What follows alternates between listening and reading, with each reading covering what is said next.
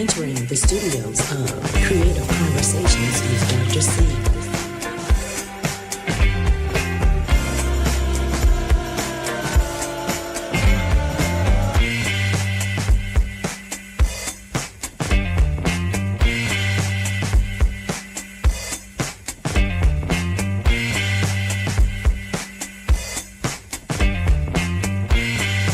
You are entering the studios of Creative Conversations with Dr. C. Welcome to the conversation.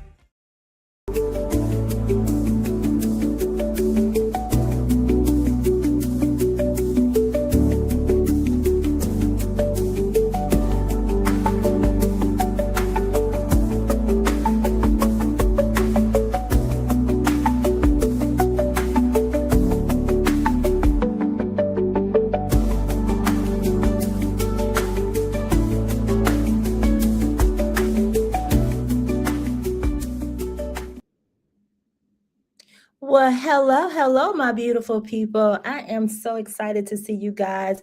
It is another edition of Creative Conversations with Dr. C, and I'm excited, as always, to have these conversations. So, as you guys know, this is what, April. I can't believe it. We're April 16th, and we are celebrating Autism Awareness Month. And guess what? Tonight, we're going to talk just about that.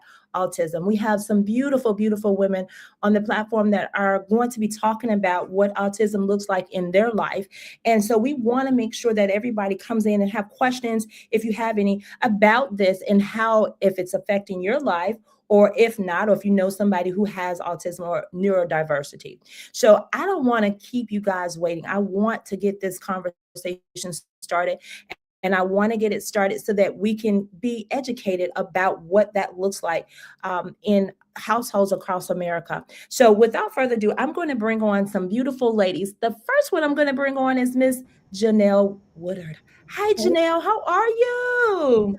Oh, I'm good. Thank you for having me. I'm good. So we got another couple women that are going to come on. So I'm going to introduce them as well. So Miss Destiny, how are you? I'm good. How are you? I am wonderfully well. I was just telling the audience that we have a packed-filled hour of conversations about autism and what that looks like in our world, in your world. I am just going to be somebody sitting back, absorbing all this information, all this knowledge, because I do know about it and I see it in my practice. However, I want you to speak from your point of view as mothers who are navigating those waters each and every day in your home. So we got one more coming on board, and that's my girl, Aloja. Hey, Aloja. Hey, y'all. How are y'all doing? Good. I was just telling the audience that we are going to have an amazing conversation tonight about autism. Of course, we are celebrating Autism Awareness Month. And so what better way to have this conversation in this month, right? As I just mentioned, yes, I see this every day in my practice, but however, I want to hear from people who are navigating the waters each and every day. And we'll talk a little about that as we go throughout the conversation tonight. So without me taking up all your time, I'm going to ask that you ladies just give a little small introduction of yourselves and then go around the room and then we'll start the conversation. How does that sound? That sound okay? Sounds good. All right. So we'll go ahead and get started with you, Ms. Janelle, since you were the first one on. My name is Janelle. I live right outside of Raleigh with my husband and 3 boys.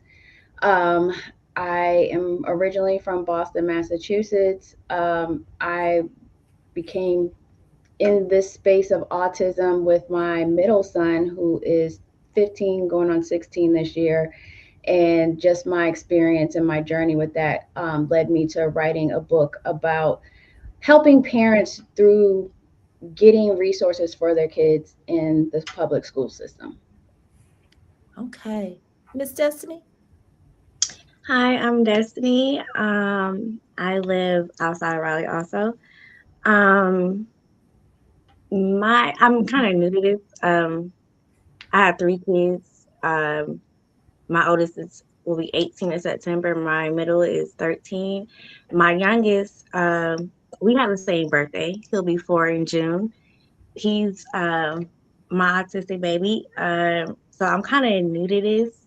And mama's tired. A lot of late nights. A lot of late nights.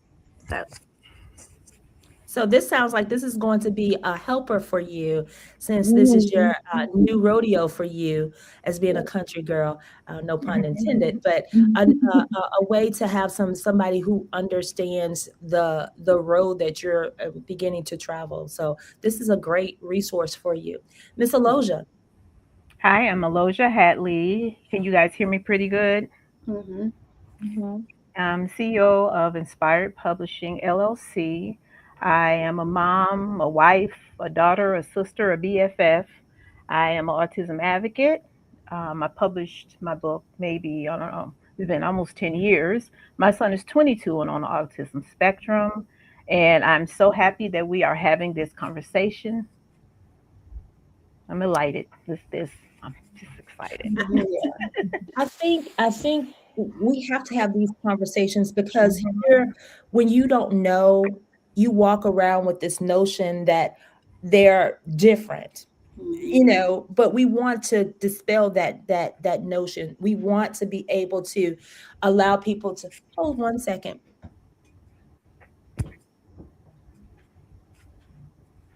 That just happened to me at an interview. You got to move more, Dr. C. You got to move more. Well, I'm tired. I told you I'm old. You got to wave. I can't. But see, the thing about it with these motion sensor lights, they're so far up in the ceiling, you can't just. You got to stand up and walk in front around. of. You're right, because it just happened to me.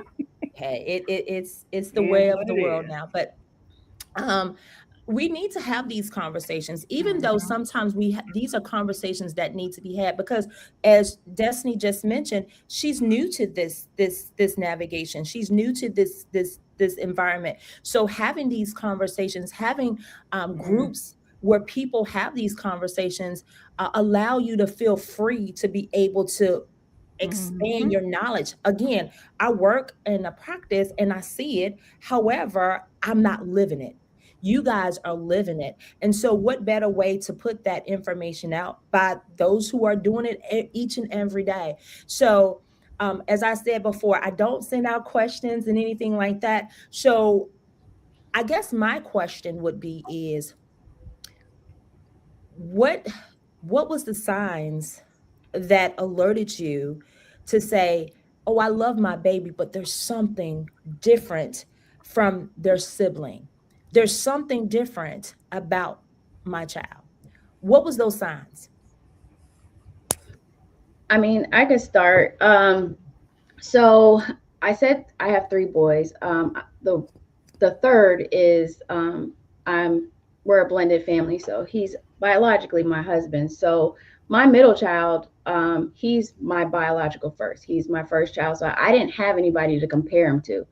It was just I saw around 3 years old, I saw a light switch. It was like he started acting out. I saw little things of he would throw tantrums, like stuff like that. And as he got older and going to school, it was behavior. Teachers didn't know what to do with him. He wasn't learning as fast as everybody else. He started, he could read, he could read fluently. But there was something I knew that was missing, because on paper he can read, he can write, he knows math. But if I asked him to repeat what he said to me, what he read, he couldn't repeat it back to me. He didn't understand, he didn't comprehend. So I knew there was a missing piece. And I would just see it just with the schools, they would just label it as behavior. Like, and it wasn't that he was a rude child where he's like, being defiant with adults or even disrespecting them. He just was busy. So it was just little stuff like that. But I knew, just seeing the disconnect of what they were telling me and what I was seeing at home, and I was just like, there's something going on that you guys are missing. That was my experience. So Destiny, what since your baby is 4, What was those signs for you? Because you have two other children. What was those signs? And they're significantly different in ages. Yeah. Um, my son, he was fine. Well, to, to me, he was fine. I am in my 30s, so I did have a high risk pregnancy. Um, and then he had um a nosebleed at like 3 weeks old, and rushed him to the hospital. And they kept saying his oxygen levels kept dropping, but they don't know how. They don't know like what was causing it. And then everything was fine. We went home. I want to say like around maybe like after his 1 year checkup is when I seen the light switch. Mm, Um, he was saying mama and dada, and like that was the only words he was saying. And then that it stopped. Like mm, for maybe I don't know, a 6 months to a year. And then his second year checkup, his pediatrician was concerned and wanted like an autism referral to the teach program. Um, so we was on that for like a year, and then Wake County Public School System reached out through their program, and now he's in a half day program. He's imitating words. He did make a lot of progress with his half day program. More he's imitating words, but he's not speaking in sentences yet. So there's our goal for next year. okay. Yeah. Elosia? Well, with Talib, he started when he was in the crib. He was making some very odd noises. I told the pediatrician, "Oh, he's just being a baby." By the time he was 2 or 3, he was uncontrollably running all over the place, like his energy level was times 10. Oh, he's just being a toddler. He Mm, wasn't talking, he wasn't saying words, he was pointing and grunting. By the time he got to 5, so I've noticed stuff from the crib that something was different. I have 4 children. I have 2 sets.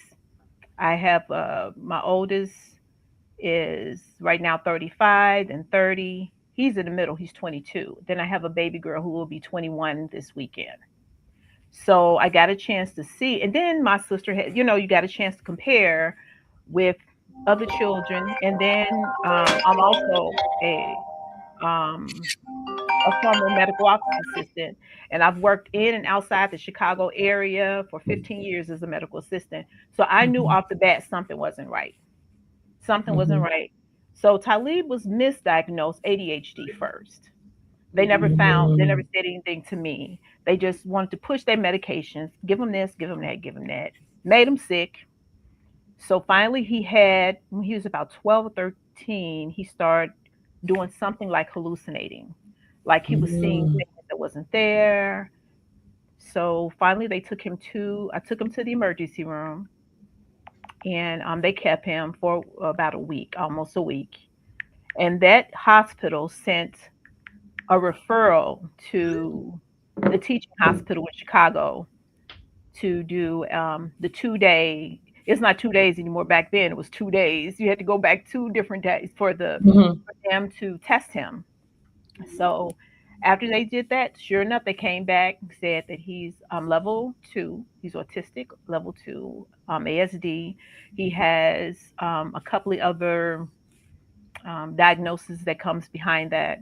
But we found out why he was hallucinating. He had not been sleeping. That's why I nodded my head when you said that. He had not mhm, been sleeping for weeks. So Wow. this is why I no longer close the door when kids sleep, because you don't know if they're truly asleep. mhm, Hmm. And once mhm, they diagnosed him, then that light bulb went off in my head. I was like, okay, now I know that I wasn't losing my mind. That something was different. Something was right. And I asked the the psychologist, I asked her, I said, well, is he ADHD? She said that activeness can look a lot like ADHD when you can't communicate. When you Mm. can't properly communicate, you act out. Mm-hmm. So that's what that was. So when Dr. C told me that she had two more authors that was going through the same thing, she can tell you how excited I was. Like, not that we're going through this, but because I wanted to always tell other parents, you are not by yourself. Mm-hmm. You are Yeah. not by yourself. Then the circle is getting bigger and it's getting bigger.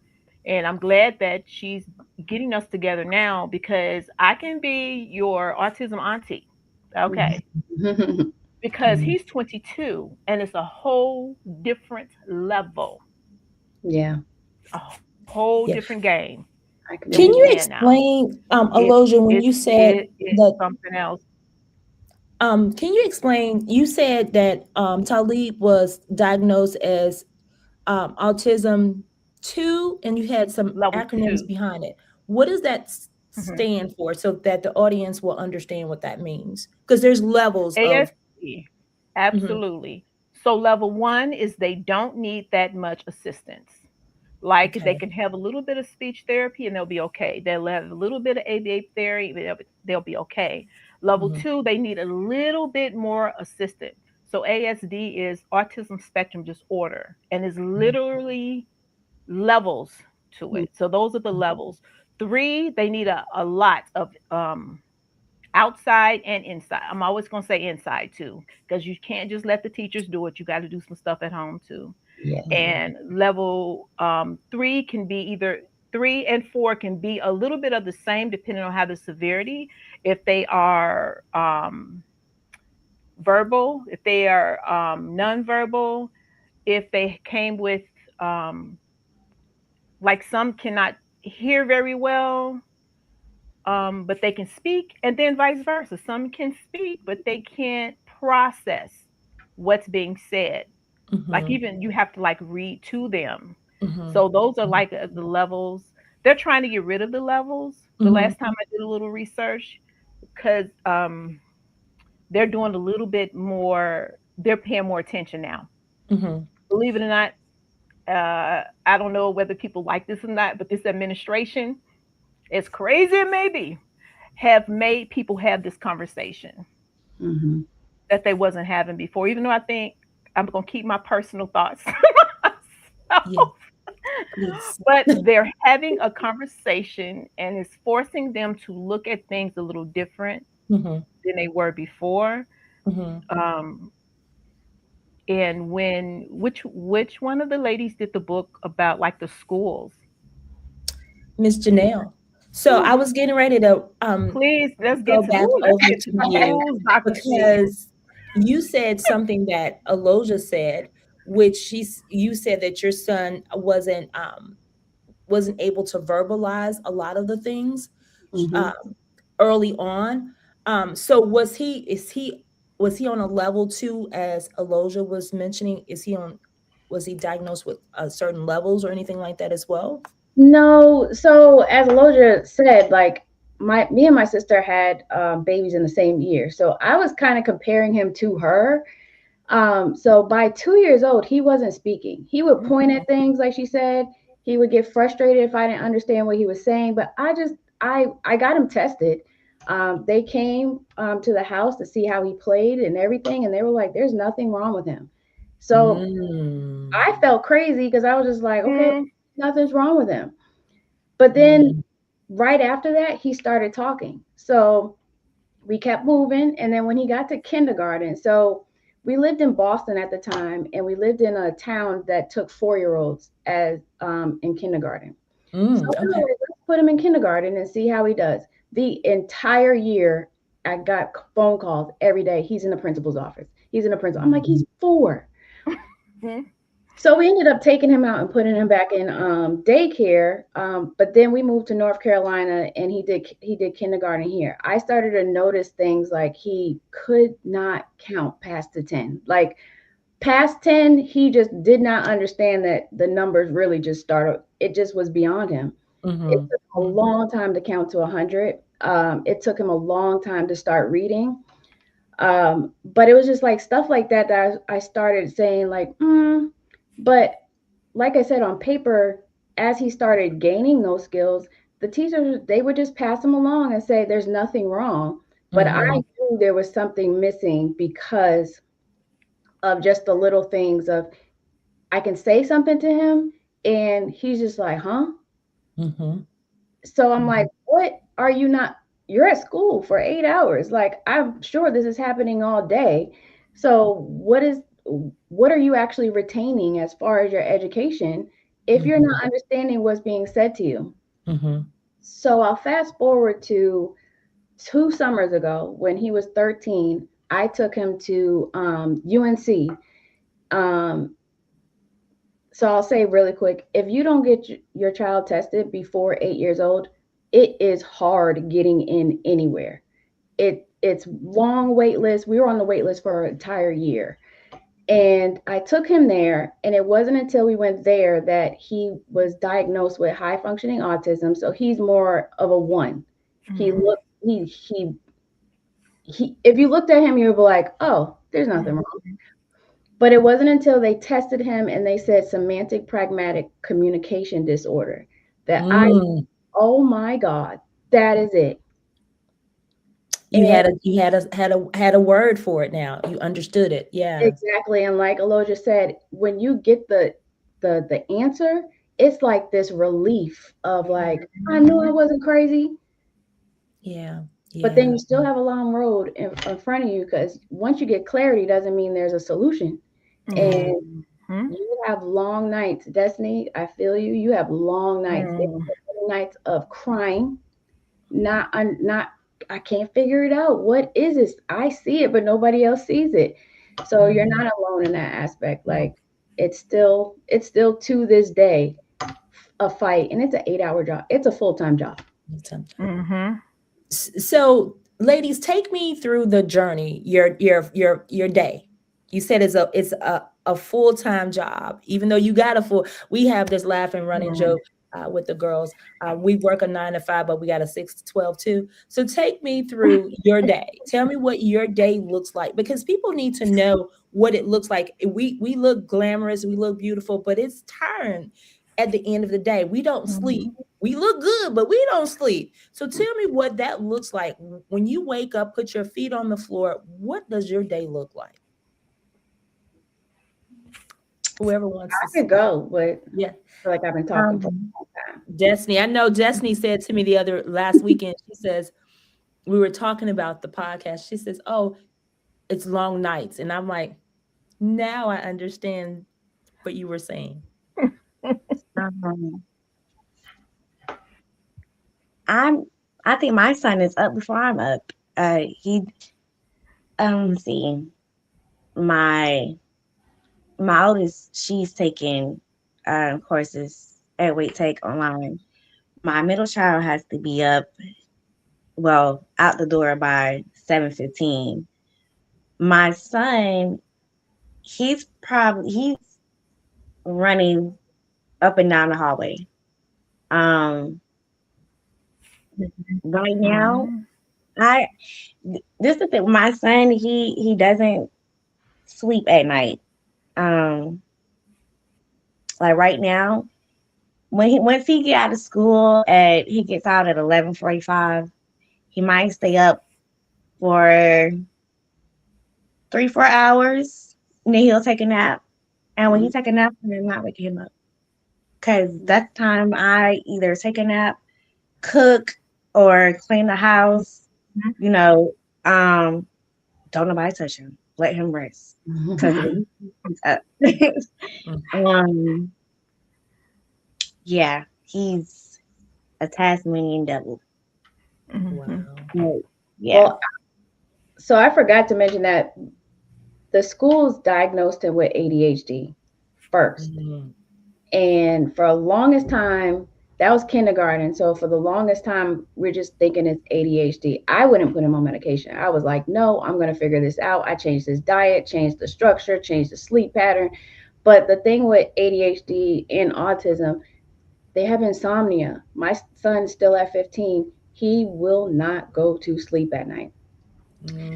But my day, as far with him, he lives with my ex-husband, their dad, in DC, but it's still a full-time job because I've been leading the front with the IEP, the schools, talking to them. He helps, but I've been the one that's been following this from day one. Day one. My day is I'm working, but I'm waiting for that email to come through. Malcolm didn't show up to class, or Yeah. Malcolm something, but because he's still impulsive. Like if he doesn't want to do something at the time, like I said, he's not disrespecting adults. He's just doing what he wants to do. So a typical teenager, in a sense. Typical teenager, but it's the impulse piece. Like he's like, I don't feel like doing this work. I'm going to walk out of class and go walk where I want to. And we're like, you can't do that. So it's still a struggle with what actually led me to writing this book was I was on the phone with his English teacher for 20 minutes. And we get down to like the last few minutes, and I'm like, have you seen Malcolm's IEP? He was like, he has an IEP? I was like, what? You have not read his IEP? I was through the roof because I was just like, you have one job. Like, you're supposed to be doing these things of reading IEPs so that you understand the student. And that's part of what I talk about in the book is them not understanding the whole person. They just look at the behavior. They look at, they can do X, Y, and Z, but it's not looking at the whole person of why he's doing these things. So I'm always in the room saying, if he walks out of class because he doesn't want to do work, he's avoiding something. What is he avoiding? Oh, he doesn't understand the lesson. So you need to sit with him and make sure he understands it so that he's not building anxiety when it comes to doing the work and then wants to walk out. So my day is basically around that, is like making sure that he's in class. If he's not, figuring out where he's at. And on top of that, making sure his teachers are keeping up with his grades, doing his work, all the things. So yeah, it's constant. It's constant. It's not, I don't have the luxury to have the day off or because he doesn't live with me to just turn my head. It's literally, you're on all the time. Full-time. It's a full-time job, like you said. Other than having your real full-time job, this is a full-time job, and it exhausts you to the point where you're trying to find that time to just wind down, but you don't never really have that time to wind down. So those are, you're in a little bit of a different space because Talib is an adult. So what's your day looking like? Right now, Talib had to, right now we're looking for a job. He just came off of the PUNS wait list, the Department of Rehabilitation. Ours here is called PUNS. He was on the wait list for 4.5 years. Wow. Yeah. Wow. So he just got approved for the workplace assistant. That's when you see them at work and there's someone there coaching them. So he just got approved for that. And some other assistants that I applied for. So what I did is I applied for everything. I checked the box all the way down. And what I don't need, we'll discuss that later. But right now, I'm going to check I went straight down the box. She was like, you need him to still do speech therapy? I said, But he's 23. I was like, Yeah. I'm going to check every box. Because first of all, I waited almost 5 years. Yeah. So things kind of change. He's sleeping better now because we did decide to put him on medication because melatonin wasn't working.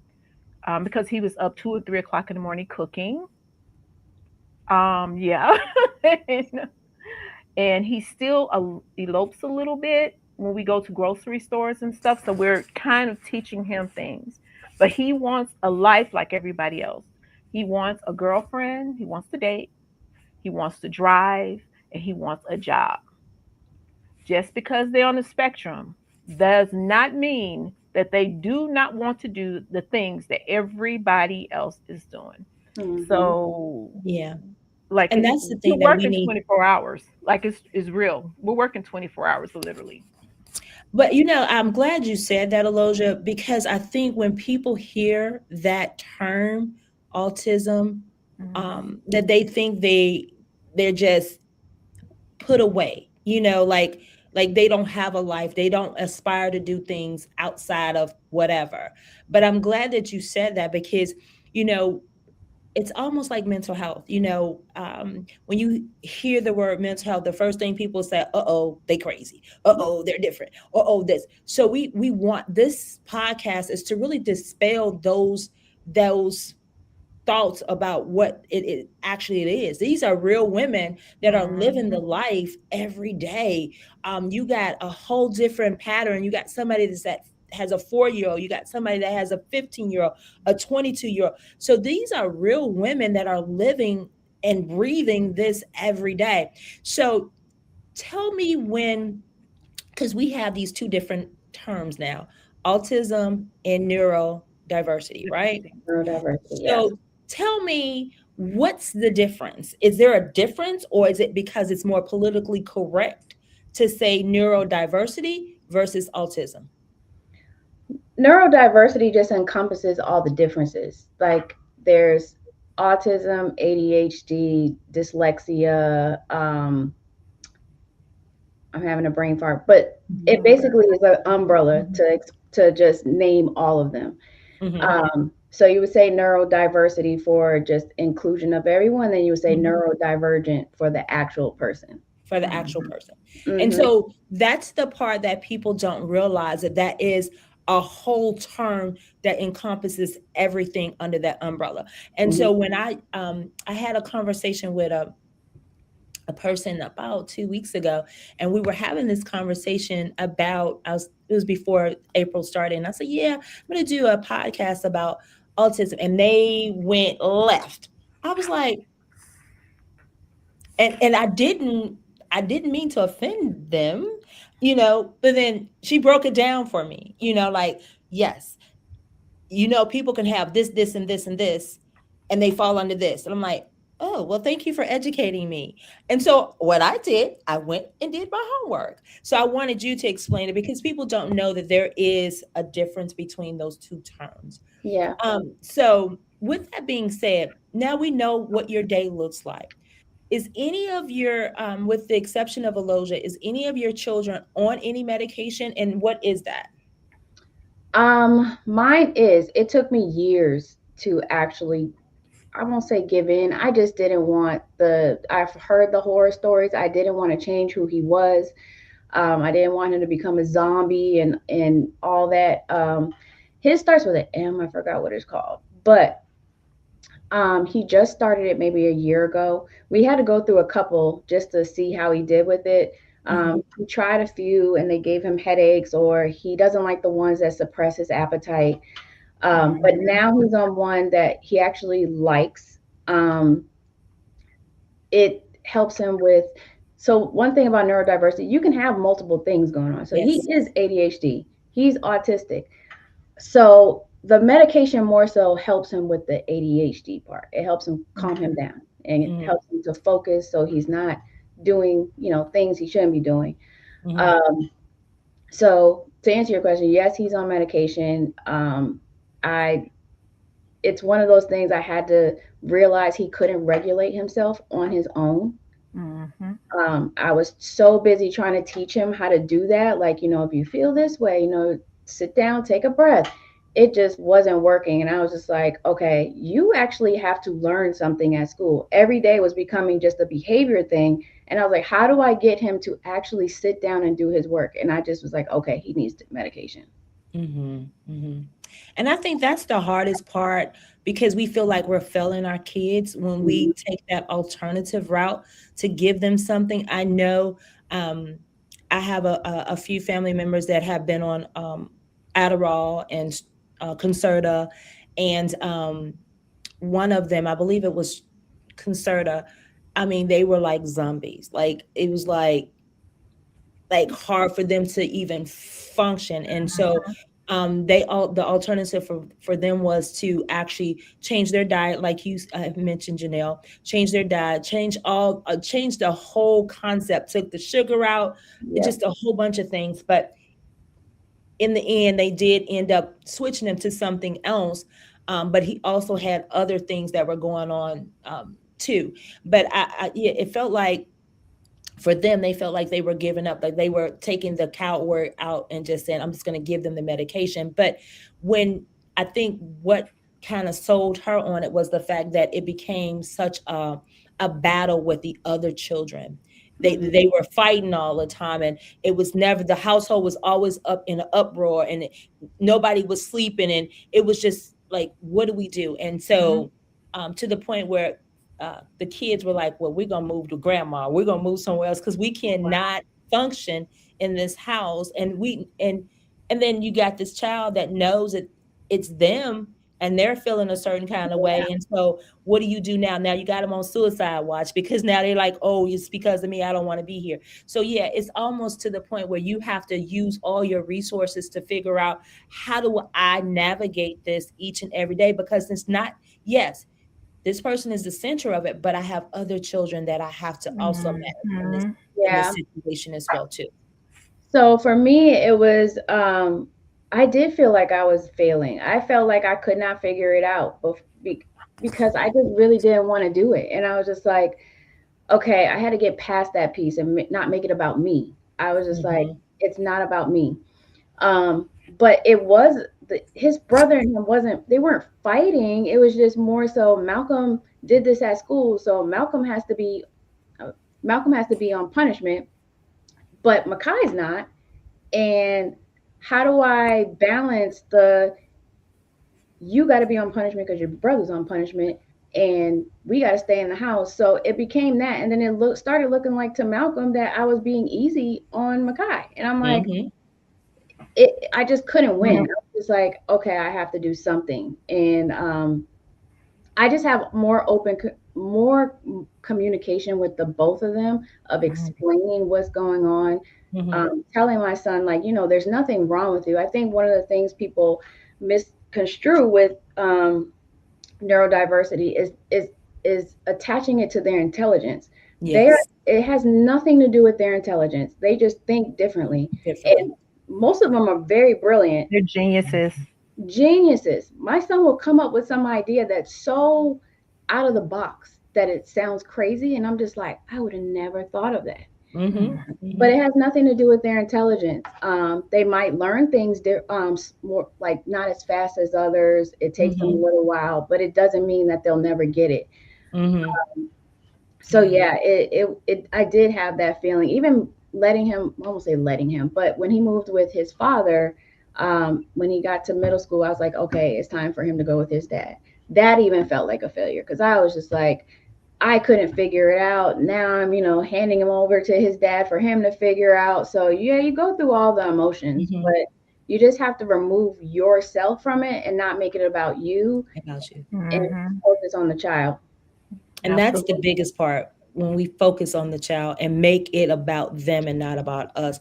Because here's the deal, I always tell people, failure is not a failure. It's really opportunities for you to learn things Mm-hmm. differently and how to navigate the situation with that person themselves. Hmm. All things, they say one size fits all. That's not true. Hmm. So learning how to navigate those waters is what we need to really focus on. It's really, as you said, it's not about you, it's about the child, and how do I get them to a place where they are able to navigate things on their own.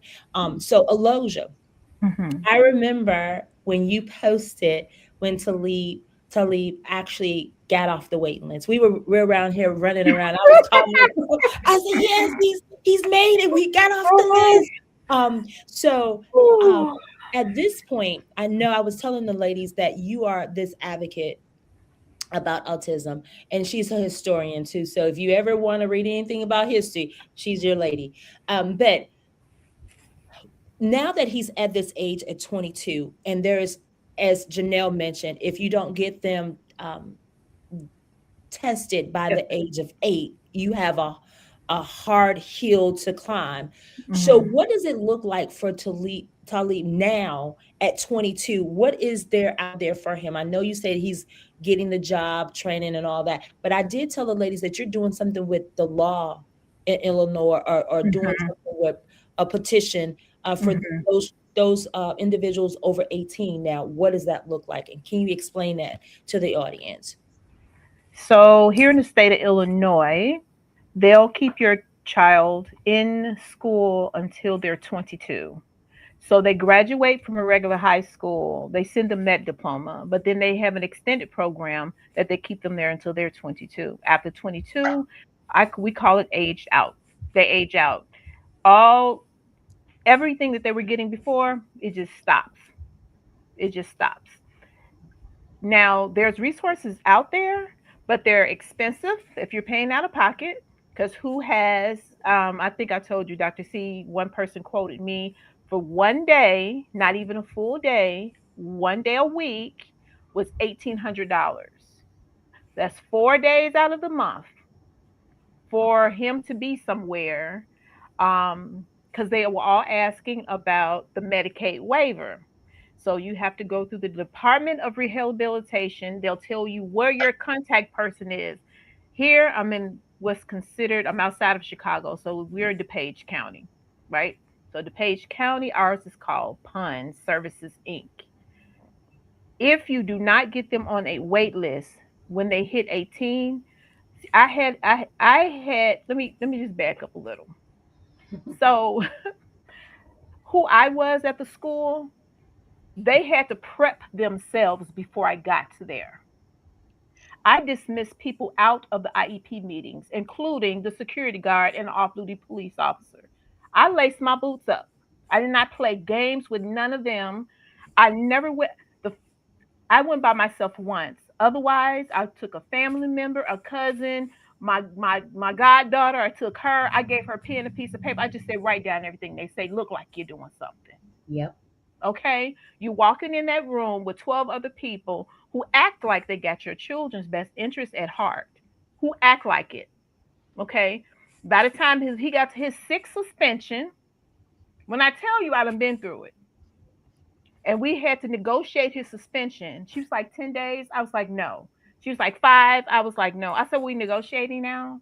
She's like, well, we got to do something because policy. This is why you need to be at the schools with your kids, whether they're autistic or not. Mm-hmm. Policy says I have to suspend him Yep. because him and another little boy got into a little back and forth. Yep. So once I figured all that out, I said, okay, this is what we're going to do. If you send me an email about what he did, if you send me an email that he did something, I need in detail what he did. Yep. I want it in detail. I want it in writing. Well, we can just sit at home with him. No, I want you to email it to me. Why would you sit at home with this boy? It ain't even make it to. It ain't even make it to the bus. You see, it's just all of this. I call them the educational mafia. Mm-hmm. Like Getting when good, I y'all. She was tell getting you good. that the whole system. See, he's older. They're doing different things now since they're really getting to it now. We had to change some things. Mm-hmm. So I got a couple of teachers and deans on my side. When I came in, they were standing at the door waiting for me. We're in room 202E. Okay, well, let's get there. Mm-hmm. Okay. When we get, she on the way there, she telling me this teacher's in there, this dean is in there, this TA said this to him the other day. So I had got me some people, in the school. So she said one day she was like, "Is he on the PUN's wait list?" I said, "No." She was like, "Get him on that wait list. Get him on that wait list and bring it up in the IEP meeting." I said, "Okay." I said, "So what is the PUN's wait list?" "Oh, that's just the wait list that." Now, if I had not put him on that list at 18, think about it. They were going to wait for me to do it when he aged out at 22, a Mm-hmm. 5-year wait list. He would have been 27 years old by the time he would have qualified for any resources. Yeah. Destiny, yeah, you're gonna have to lace your boots up because Lace him up, girl. you gotta lace them up because exactly what she said. My Hmm. son got 11 suspensions. See? And the last one, they were planning a manifestation meeting to determination meeting to see if he could get expelled, and we didn't know about it. And me and his dad was like, "Oh no, this isn't happening." We emailed the superintendent, we stopped it, Yep. and that principal ended up getting fired because she didn't really understand special education at all. And you're like, how are you in a position of leadership and you don't understand it? I was telling her, like, you have no right to do this. No one did a functional behavior assessment, nothing. So my thing when I go into those meetings, I never go into a meeting without having some type of result I want from this. I'm going in there, I send them an email, I said, we're meeting tomorrow or whatever. This is what I'm concerned about. This is what I want to address, and I want to walk away with this. If you don't, they're just going to spin the wheel the entire meeting and blowing smoke up your butt. And you're like, you walk away, you think they have your back. Next week, same thing. And you're just like, well, who did what from that meeting? Everything just went out the window. They were just like, oh, she's not paying attention. But they know me and his dad do not play games. We're going in that meeting like, what are you going to do about it? Like, we need something. But even on the voicemail, hell, if he can't make it, have somebody on the intercom on your phone. Like, I was just at an IEP meeting last week. Oh my God. Just make sure you document. Don't let anything slide. Like Aloja said, get everything in writing, emails, all the things. Keep a notebook of all the things that are happening, because they're very forgetful of things. That's a good way to say it. That's a good way to say it. Very forgetful. They'll promise you the world, and you're just like, okay. And then you walk away, you come back, and you're just like, well, what about this? Oh, I don't recall. Now I'm like, no, we said it in this meeting. This is outlined here. We put in his IEP, because they'll just keep playing with you. I think too, when we're looking at this scenario, the first thing they're always going to say, it's always going to be a behavioral thing, right?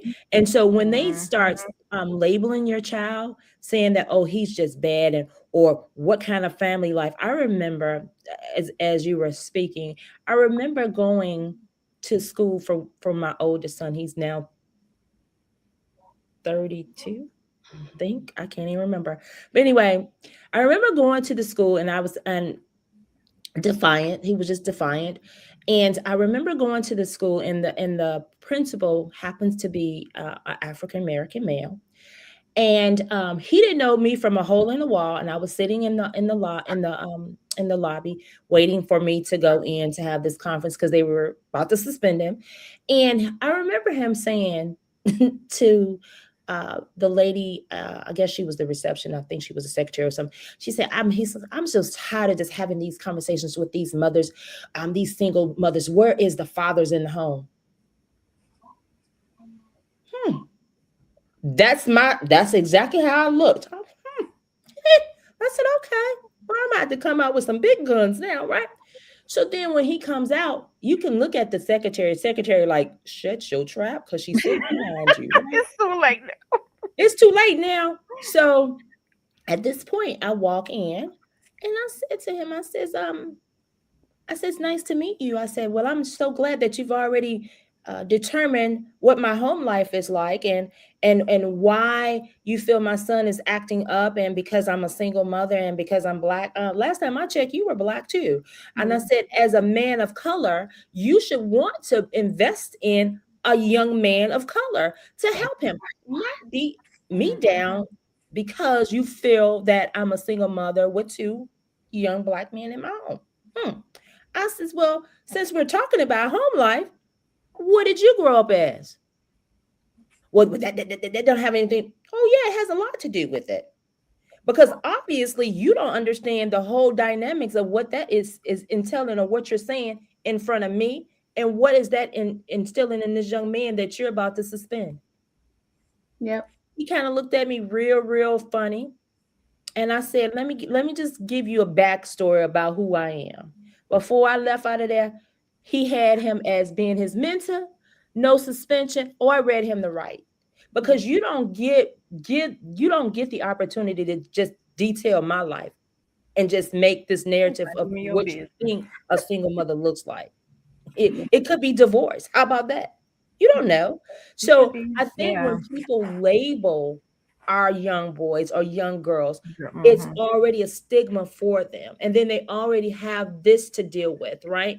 So I think being able to have the conversations and let people know I am my advocate for my child. I'm an advocate for the next person that's coming along. You are now the advocate for Destiny because now she's getting ready to walk this road. She just had her first IEP. Now she understands, what do I need to do? How do I navigate these roads? How do I go into this meeting well prepared and let these people know I'm very educated on making sure I'm the advocate for my 4-year-old. And guess what? He's not going to be left back over here in the corner and y'all saying y'all doing all these things for him and you're not. So I am so grateful that we're having this conversation. I can talk about this all night long, ladies. Mm-hmm. But what does, now that we are kind of navigating the roads and understanding what autism is and what that umbrella looks like, where do we see this in the next 5 years? I know we're saying this administration is doing a little bit more. What do we want to see more of now? Even though they're making some drastic moves, what do we want to see going forward for our Know about children? I want to see the entire school system revamped. I feel like it's antiquated. They assume that all students learn the same and they don't. Um, the fact that we've already done the research knowing that adults need to take multiple breaks during the day at work, and we Yeah. know that, but we don't do it with children. Mhm. It just doesn't make sense. So, especially with these kids growing up in the digital age and their attention spans getting shorter and shorter, that means the school system needs to align with these times. It is too antiquated for these children. Everyone doesn't learn the same, and it's just frustrating because Mhm. no one wants to do anything about it. And if I could figure out how to change that, I will. But yeah, that's, you would hope that the classrooms have like a treadmill or, little squeegees for kids to fidget with. But no, it's like if you don't request this, it's either have to it either has to be an accommodation or an IEP, which is just bizarre to me. It's like, why do I have to have a diagnosis to get what I need for my child? That's true. I agree. Um, Aloja, your thoughts? I'm starting with my Congress lady here. I already got my letter for her. I've been emailing her. First of all, we shouldn't be aging out. Someone who's not just on a spectrum, someone who is considered challenged, whatever challenge they have, it doesn't stop at 22. That's ridiculous. Mm. That needs to be extended to like infinity. Like it does, you know what I mean? It doesn't, if you're 22 and you still quite didn't get the speech therapy you needed, you still need some little bit of ABA help of the adult version. You might need some life skills. You might, you might still need some of these. I know adults who are not autistic that need some of this stuff. Mm-hmm. And it should have happened when they was in school. They should have life skills classes then. Yeah. That's my biggest thing. Okay, so I call her a young lady, one of the young ladies that I follow, when I did my research, because I did the change in diets and everything, and I actually homeschooled Talib for a year because it had got crazy. Her name is Dr. Stephanie Senev of MIT. I followed her for years, and she predicted 40 years ago of what's happening now. Wow. Her prediction 40 years ago told them what's going to happen now. Her prediction for the next 20 years is 1 out of 3 children will be on spectrum or some sort of neurodiversity if they don't change Mm. the things that they're doing right now. And she told them what that was 40 years ago. But she Wow. have to be fighting the monster. And the monster is the chemical companies, the food companies. These are monsters. Monster. You can't fight them long. And they're not going to change anything. It's $1 billion companies. Mm-hmm. So you have to take upon yourself to change what you can in your house. And like she Mhm. said, that diet, high fructose corn syrup, does not grow on a tree The and dye. does not grow from the ground. That is it's on it's in everything. If you can make it yourself, make it yourself. If you can cook more often, cook more often. Yeah. Whatever you can do in your house. Because my goal is to try to get them the system to whatever I could do in my house. I want me to be able to match it at a college, a university, extend the program to a university, Mm-hmm. extend the program to the community college. I mean, they'll take the funds. I'd rather give them $1,800 than having him in a room with, because they were going to put him in a room with senior citizens, with seniors. So they was going to have this 22-year-old in a room with, you know, 80-year-olds for one Mm. day, 1 week, for $1,800, something like that. Wow. Now I would give that to my local community college, you Mm-hmm. know, if they're going to teach life skills and things like that. So that is kind of my goal. Like, that's my focus right now, is to try Mm. to change some things because that's frustrating. And Yeah. poor Destiny, girl, look, girl, It's the beginning. We'll and I love definitely you. we're Every definitely good gonna put thing, you guys man. in a Leslie, circle I'm together. telling you, like, hopefully by the time your baby gets 12, 13, 15, that this are all, well, let's say 90% of it will be less of a headache, because this is it's work. You're Mm, like, it's a 24-hour job. I yeah. don't even know when I sleep. I don't. I come home and take naps now like a toddler. Mhm.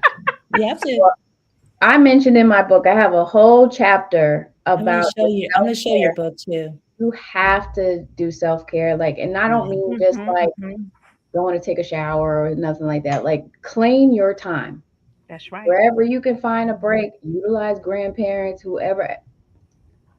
Just claim your time and pour into you, because you can't pour Yes. into this with the empty cup. You have Yeah. to pour into yourself. And don't feel guilty about it.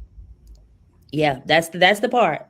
That's Mhm. the part. Never feel guilty Mm. about taking care of yourself, because if you don't take care of yourself, you can't take care of your loved ones. Mhm. I always tell my son, he's already bought and paid for with this technology. So give me 1 second. I want to show your book, both you ladies' books, on the screen. So give me 1 second while I shift over. Nope. Ooh. See, this is why As long there as we you go. don't cut us See? off, we doing Okay, good. look, I'm working, y'all. I'm working. So that is Miss Destiny's book. Miss Destiny, her book came out on Saturday. So congratulations to you on Congratulations. your book. And Miss Janelle, Mhm. that is your book. Your book is coming out when? May, 15th, I think. is it the 15th? I thought it was the Mother's Day weekend. Well, that's the weekend before. So May 10th. Yes, Hmm. May 10th. So what I am going to do is, when this book comes out, I'm going to gift it to you, Destiny, and I'm gonna have Miss Janelle sign it for you. Okay. Um, so we want to ensure that this conversation does not end. We want to make Hmm. sure that people have the resources and the know-how. And I believe I had the opportunity to read this book, and I was educated. Do you hear what I said? Educated, as they said, some people say. I was thoroughly invested in reading this and understanding what it means and how to prepare yourself when you're going into these meetings with these Mm. people who say they have the interest of your child. The What does mafia. that look like? What type of letter do I need to be typing up? What does that look like every time I go to bat for my child? So Mm. this is an amazing book. I cannot wait till it comes out. I have a feeling we're going to have more and more conversations about this, and it's just not should be just for the month of April. It should be a conversation every day that we can have the conversation. Our children depend on us or depend on you ladies to be the advocate for them. And I tell you, I am super proud to have sat on this podcast tonight to talk to you ladies, to have a candid conversation about how this look. This is, yeah, we hear it, we hear the words, but how do we live it? What does it look like each and every day? I remember having a conversation with Janelle. I said, Janelle, when are we going to ever get together? Oh, now I understand. Because she's navigating a life that is a 9 to 5 and a 6 to 12. She don't sleep. All right. And Destiny is now starting this journey at 4 years old with her 4-year-old. And so I'm glad that I had the opportunity to be able to, get you ladies together and see the different levels of what that looks like, but understanding that you're not by yourself, that you got some aunties, as Miss Aloja said, that you got some aunties that have, as I say, go around the mulberry bush and up the street several times and can give you some life lessons on what that's going to look like for your baby. And don't feel like you're by yourself. It's going to be nice that you're going to cry, but guess what? Your tears are not going to be in vain, because you got people that are out here that are going to advocate for you and give you the resources that you need to be able to navigate the next 4, 5, 6, 7 years down the line. So ladies, I thank you from the bottom of my heart that you all took the time out at 9 o'clock at night to have a conversation with me about something very, very important, not just to me, but to you and to other people who are living this life. So thank you so much for taking the time out to have this conversation. And Miss Janelle, we're going to talk, because I got something for you. I really got something for you. If I got to meet you on the street corner down here, I'm going to give it to you. But any ladies, do you ladies have any parting words before we end this beautiful conversation? I just want to direct this to Destiny. I know you're just starting. This book is what I wish I had when I started my journey with my son. I've poured everything I've learned into it. So hopefully it's helpful to you. Just know, like you said, you're not alone. If you ever need someone to call just to understand something or what you should do, you can get my information. I'm always here to help. But yeah, this is great. I really enjoyed this. Like you said, I could talk about this all day. Yeah. And I think we should plan to talk about it again soon, sooner than later. I think that this is a conversation that needs to be talked about like we talk about mental health. We kind of sweep it under the rug and think it's going to go away, but it's not going to go away. As Aloja mentioned, soon it's going to be 1 in 3 child that's going to be diagnosed with some form of diversity. So we need to have these conversations on a regular basis. So I challenge you all to let me know when you're ready to talk again, because I'll open up a platform for y'all to talk about it. I promise you I will. Now, I told you I'm not tech, so I'm going to try to put us back in a circle. Okay. So see, I'm working out. I see my son, he went left, and I can't pay him tonight because he ain't did his job. But I thank you ladies again for this beautiful conversation. And hopefully, she just dropped off. Maybe her 4-year-old is up and running.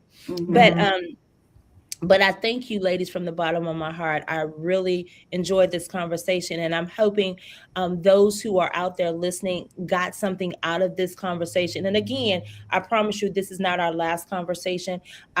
Ms. Janelle, when your book launches, we're going to come back out here and we're going to talk a little bit more. We're going to bring Miss Aloja back on so that we can talk a little bit more, because I think this is a worthy topic to be talking about. And again, being able to pour into Destiny, people like Destiny, to give them an opportunity to know that they're not by themselves. So if this platform is where we need to be at, then that's where we're going to be at. We're going to be on this platform talking about it. What them young folks say, what is that? That's it. I don't know. I had to ask my granddaughter what this means, but I'm thinking that's a good thing. But again, thank you, ladies, for joining me tonight. As always, ladies and gentlemen, it has been a pleasure to being able to bring this message to you guys. This is not our last go around the mulberry bush up the street. What I always tell you before I get off this line, please go check on those people that we consider our strong people, because sometimes they're struggling and they need to know that they're loved. So take the time, not just to text them, go by and see them, look at their face and make sure that they're good. We're in a time now that we don't know if we're coming or going. And with this administration, I'm going to be quiet, like my friend Aloja said. I'm going to keep my thoughts to myself. But we're in a time where we don't know if we're coming or going. The gas prices is up the roof. We don't know if we got to depend on whether we're going to get some gas in our car or we're going to put food on the table. So I encourage you to go out and just check on your strong people and let them know that they're loved. So without further ado, I'm going to say goodnight because a girlfriend is about 55, close to 55, and she tired tonight. So I thank you, ladies, from the bottom of my heart. We will talk soon. It's a pleasure. Again, have a good rest of the week and the upcoming weekend. Love you guys. Nice meeting you guys. Bye. Bye. Bye. Thank you for joining me for another episode of Creative Conversations with Dr. C. I hope today's conversation inspired you to think deeper, move intentionally, and continue creating with purpose. Remember, your voice matters, your story is valuable, and your creativity is powerful. Until next time, keep creating, keep evolving, and keep showing up as your authentic self. Oh, it was nice.